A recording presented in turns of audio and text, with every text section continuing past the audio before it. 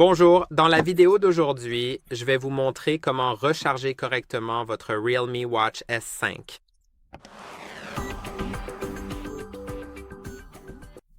Pour recharger correctement votre appareil, vous devrez utiliser le chargeur fourni avec l'appareil ou un chargeur de remplacement, mais assurez-vous qu'il est bien destiné à votre montre, car il existe de nombreux modèles différents de montres et donc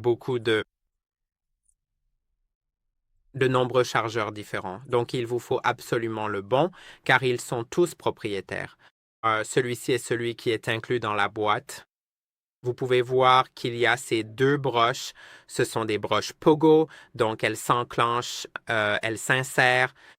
Et il y a un port USB-C juste ici, ce que j'aime beaucoup, car auparavant, il vous donnait les chargeurs avec le câble déjà attaché. Et c'est mieux d'avoir quelque chose comme ça et vous pouvez utiliser votre propre câble, n'est-ce pas? Et si c'est plus facile à transporter et aussi si quelque chose casse sur le câble, vous n'avez pas besoin d'acheter un nouveau chargeur, il suffit d'utiliser un autre câble et vous avez probablement plus d'un câble USB-C. Maintenant, branchons-le à un chargeur.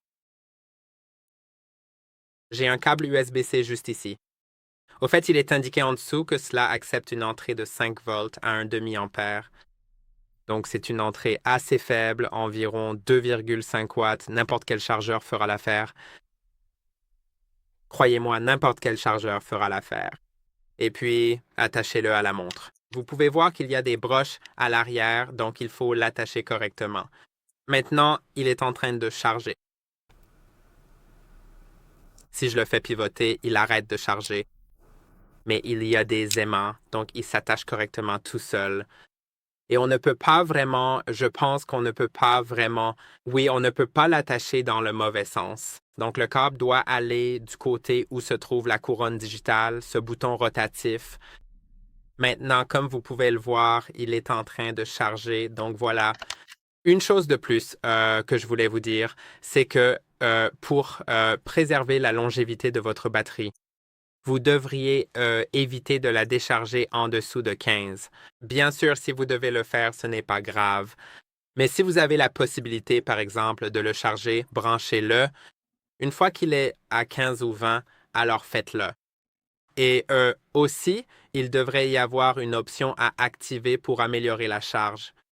Donc, allons dans les réglages en appuyant sur la couronne digitale. Ensuite, allez dans Batterie et maintenant, il n'y a pas de réglage pour la longévité de la batterie. Donc voilà, c'est à peu près tout ici. Et j'espère que cette vidéo vous a été utile. N'oubliez pas de liker et de vous abonner et je vous retrouve dans la prochaine vidéo.